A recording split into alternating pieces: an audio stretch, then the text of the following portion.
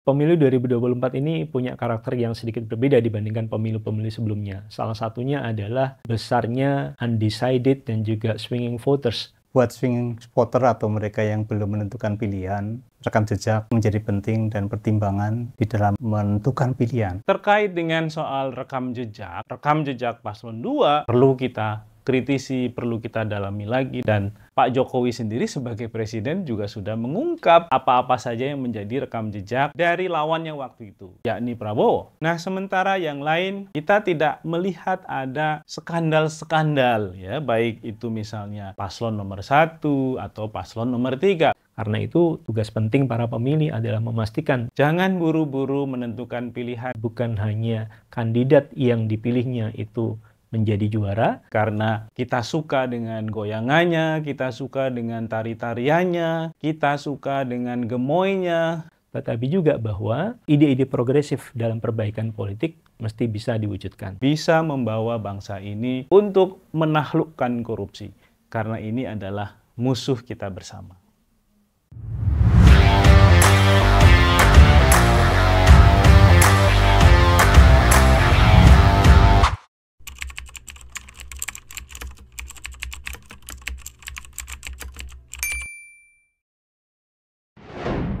Buat swing voter atau mereka yang belum menentukan pilihan, saya sarankan rekam jejak menjadi penting dan pertimbangan di dalam menentukan pilihan.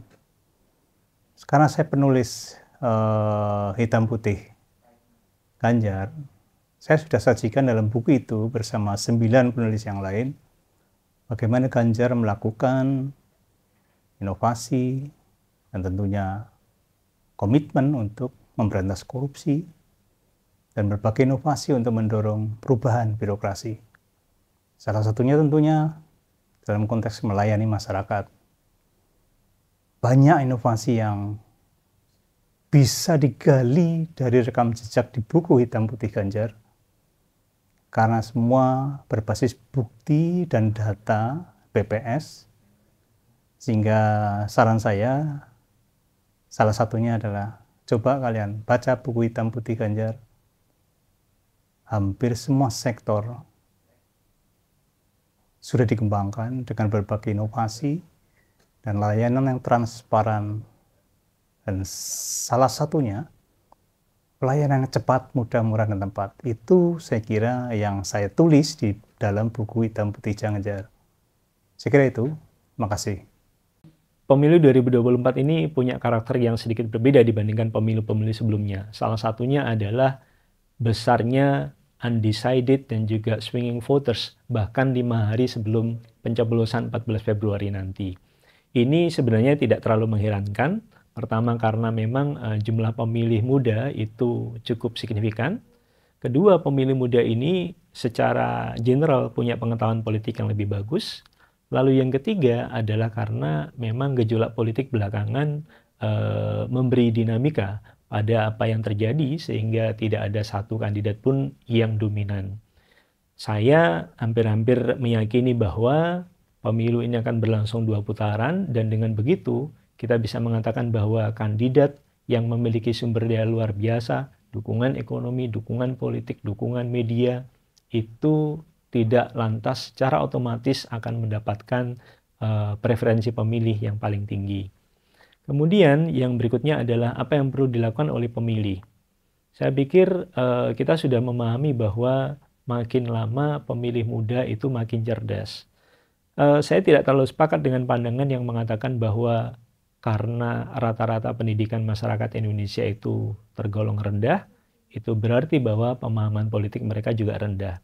Saya mau tunjukkan bahwa di level desa misalnya, e-voting itu sudah diperkenalkan, dan ternyata konflik di level desa itu tidak semasif yang dibayangkan orang ketika mereka mengatakan bahwa pilkades itu konfliktual dan karena itu jabatan kepala desa harus diperpanjang. Saya tidak sepakat dengan ini karena ini mengandaikan rendahnya kemampuan masyarakat untuk bisa mengelola perbedaan. Selain karena salah kaprah yang melihat bahwa pemilu, pilkada, dan pilkades sebagai sumber masalah, pandangan semacam ini juga memberikan treatment yang keliru. seandainya ada masyarakat yang tidak mampu mengelola perbedaan, maka treatment yang harus diberikan adalah bagaimana cara mereka mampu mengelola perbedaan dan bukan menghapuskan perbedaan atau menghapuskan kontestasi elektoral. Nah, yang berikutnya, pemilih yang cerdas itu juga perlu membandingkan antara tawaran kandidat, baik itu yang disampaikan lewat visi misi, lewat program, atau lewat janji-janji kampanye, dibandingkan preferensi mereka. Tentu preferensi ini tidak semata-mata bersifat personal, tapi juga perlu memiliki kesesuaian dengan preferensi komunal. Jadi apa yang baik bagi diri pribadi mestinya itu sesuai dengan apa yang baik bagi masyarakat secara umum.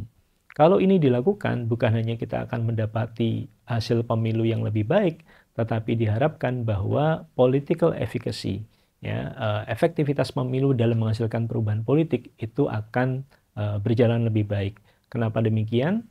Dalam 5 pemilu yang sebelumnya, penyelenggara cenderung mengagung-agungkan kemampuan mereka untuk menyelenggarakan salah satu pemilu paling kompleks di dunia. Tidak hanya karena jumlah pemilihnya yang begini besar, tapi juga keserentakan.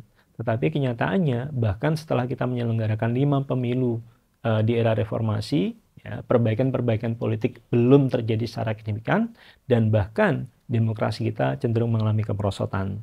Karena itu, tugas penting para pemilih adalah memastikan bukan hanya kandidat yang dipilihnya itu menjadi juara, tetapi juga bahwa ide-ide progresif dalam perbaikan politik mesti bisa diwujudkan.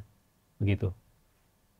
Bagi para pemilih yang masih bimbang terhadap pilihannya nanti pada tanggal 14 Februari 2024, sebenarnya harus kembali melihat apa sih masalah yang paling fundamental yang bangsa ini hadapi.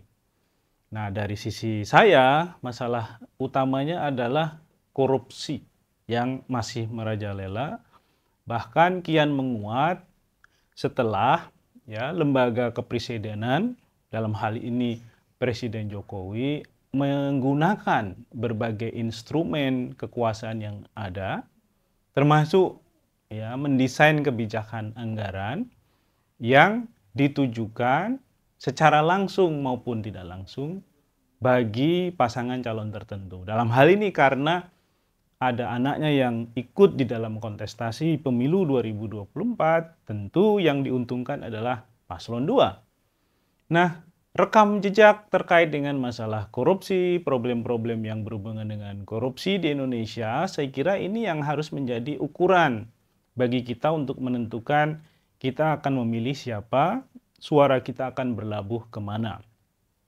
Korupsi menggerogoti anggaran negara, korupsi menggerogoti rencana dan upaya pembangunan, korupsi menggagalkan program-program terbaik yang telah diusung atau telah direncanakan, dan korupsi merusak infrastruktur publik, korupsi merusak layanan pendidikan, kesehatan, korupsi melahirkan kemiskinan yang terus berputar.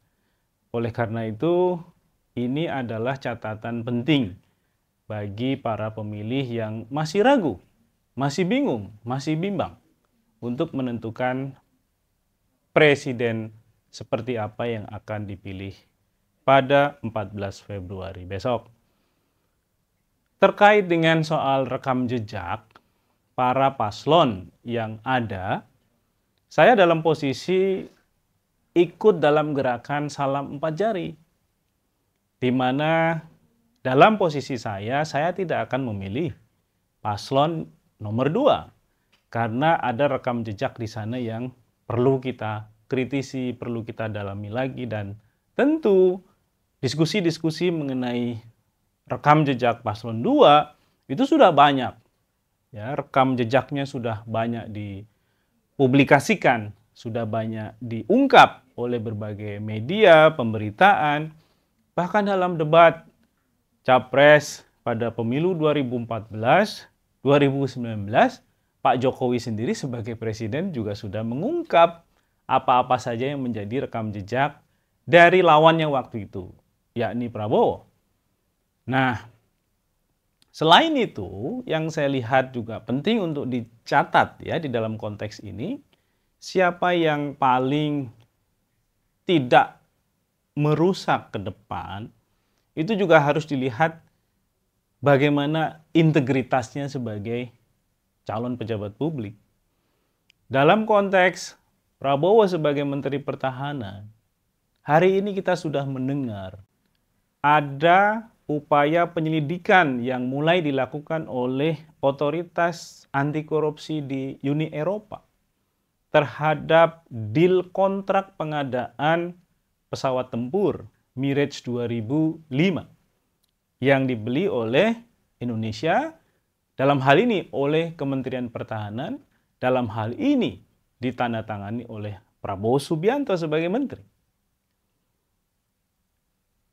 Kontraknya dengan siapa? Kontraknya dengan pemerintah Qatar, akan tetapi difasilitasi oleh pihak ketiga.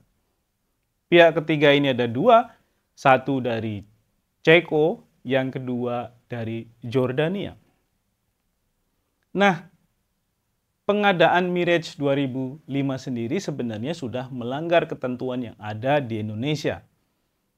Dalam ketentuan yang diatur di dalam Undang-Undang Industri Pertahanan, itu sudah disebutkan bahwa dalam pengadaan peralatan tempur yang itu dilakukan kepada pihak di luar negeri, itu tidak boleh melalui pihak ketiga. Nah, dalam hal ini Prabowo melakukannya dengan pihak ketiga. Apa konsekuensinya? Konsekuensinya harganya menjadi sangat mahal. Dari yang harga per unitnya, kalau kita lihat di pasaran itu hanya 32 juta US dollar sampai 35 juta US dollar, kita harus membeli dengan harga 67 juta US dollar atau setara dengan kira-kira 1 triliun rupiah. Padahal ini adalah pesawat yang usianya sudah 27 tahun. Itu pun akan datang 1 tahun lagi kalau kita sudah deal. Ya, artinya usianya sudah bertambah menjadi 28 tahun. Nah, sementara yang lain kita tidak melihat ada skandal-skandal, ya, baik itu misalnya paslon nomor 1 atau paslon nomor 3. Bahkan dalam konteks paslon nomor 3, kemarin baru diumumkan oleh KPK. Survei penilaian integritas yang dilakukan KPK pada tahun 2023 itu menunjukkan bahwa pemerintah Provinsi Jawa Tengah itu memiliki skor integritas paling tinggi di antara provinsi lain. Yang ini artinya ada kontribusi dari kepala daerah yang pernah menjabat di sana. Jadi lihat kembali aspek-aspek itu, cek kembali, dalami lagi, buka lagi dokumentasi masa lalu, dokumen-dokumen yang beredar di berbagai sumber publik yang bisa diakses.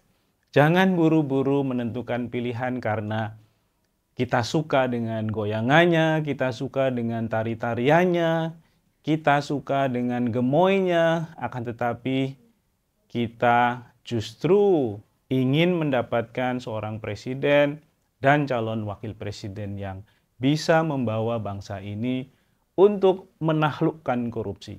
Karena ini adalah musuh kita bersama.